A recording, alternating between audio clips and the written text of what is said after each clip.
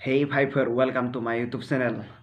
तो नोंथाङा नोंथांनि समायना महरखौ गुबुननि WhatsAppआव स्टिकार महरै फथायहरनो गोसो दङ नामा? बे प्रसेसखौ गोबाङानो रोङो, जाय बिथांमोना रोङा बिथांमोनखौ रोंहोनो थाखाय बिदिब्ला जों दिनैनि गुबै भिडिअ'आव आगान सुरनि। नोंथाङाथ' सानफ्रोमबो बेफोरबायदि खुगा गुवार, हाथाइ हाराव, खोमा गिदिर, गन्थं फिसा बेफोरबायदि फट'फोरखौ माने बेफोरबायदि स्टिकारफोरखौ सानफ्रोमबो फाथायहरबाय थायो। बेनिखायनो नोंथाङा दिनै गावनि फट'खौ माबोरै हरनो हायो बेखौनो। बिनि थाखाय नोंथाङा नोंथांनि गिबियावनो नोंथांनि प्ले स्ट'राव थानांगोन आरो प्ले स्ट'राव थांनानै नोंथाङा WhatsApp होनना सार्च खालामगोन। मानोना नोंथांनि WhatsAppआ आपडेट गैयाब्ला बे खामानिखौ नोंथाङा मावनो हानाय नङा। नोंथाङा WhatsApp होनना सार्च खालाम। WhatsAppआ आंना आपडेट दंखायो, डाइरेक्ट अपेन फैखादों। बिदिब्ला जों गिबियावनो बेकग्राउन्ड इरेजार होननाय मोनसे एप्स इनस्टल खालामनांगोन। Background eraser app. नै नोंथाङा नुबाय थानाय गोजौनिफ्राय 3 नाम्बार एप्सआनो नैबे बेकग्राउन्ड इरेजार आंना इनस्टल खालामखानाय दङ। आंना डाइरेक्ट अपेन फैखादो। आरो मोनसेल' एप्स इनस्टल खालामबा जानाय नङा, रनाय आरो मोनसे एप्स इनस्टल खालामनांगोन, पार्सनेल स्टिकार फर WhatsApp। गिबियावनो फैखादो। Personal sticker for WhatsApp। नैबेयाव आं इनस्टल खालामनाय दंखायो, नोंथाङा इनस्टल खालाम। आंना डाइरेक्ट अपेन फैखादों। बिनि उनाव नोंथाङा गिबियावनो थांग्रोनांगोन बेकग्राउन्ड इरेजार एपआव। नेक्स्ट ल'ड ए फट' बेखौ क्लिक खालामना होदो। बिनि उनाव नोंथाङा जाय फट'खौ स्टिकार फाथायगोन बे फट'खौ नोंथाङा गेलारिनिफ्राय सायख'ना ला, एबा मेम'रियावबो डाइरेक्ट गोजौआव थानाय लेफ्ट साइडथिंनि मोनथाम खनायाव थांनानैबो नोंथाङा मेम'रिनिफ्राय लाबोनो हागोन। आं नै बाबुनि फट'खौ बनायनोसै। नोंथाङा फट'खौ क्रप खालामनाबो लानो हागोन। क्रप खालामना लाबा साबसिन जागोन। बेफोरबायदि क्रप खालामना ला। आंनिया फट'खौ क्रप खालामना लाबाय। बेनिफ्राय राइट साइडथिं सायाव थानाय दान खालामना हो। बिनि उनाव नोंथाङा नुबाय थानाय मेजिकआव क्लिक खालाम।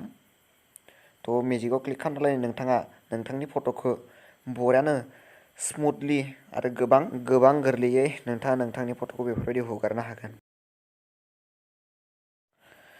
आरो मोनसे बाथ्रा, नोंथाङा बेफोरबायदि फट' गांसेल'सो खालामबा जानाय नङा। नोंथाङा टटेल नोंथांनि गांथाम फट' बेफोरबायदि हगारनांगोन। मानोना गांथाम फट' हगारब्लासो बेफोरबायदि नोंथांनि WhatsApp स्टिकार जिथुनिखि एप्स बेयाव थांगोन, माने ट्रेन्सफार जागोन। खमसे खमथ' माने गांथामखौ नांखागोन आरो। नोंथाङा गोसोबा गोबांबो खालामनो हागोन।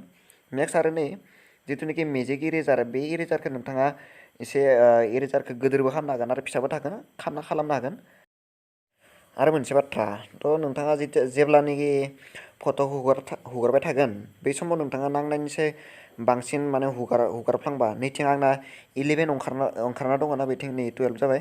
बेफोरबायदि हगारलांनायनि खैबार हुगारखो बेनि नोंथाङा हिसाब खालामबाय थागोन। आरो बे बोरसि बायदिखौ जेमानबार प्रेस खालामगोन एसेबांनो नोंना आरो जाफिनगोन आरो। माने नांगौ बांसिन हुगारना थाङोब्ला बेखौ नोङो लाफिननो हागोन आरो बरानो स्मुथलि हुगारफिननो हागोन।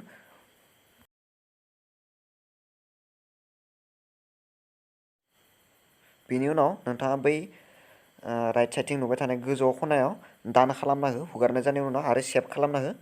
नोंथाङा बे स्टिकारा हगारनाय सेभ जागोन। नेक्स्ट बेनि उनाव नोंथाङा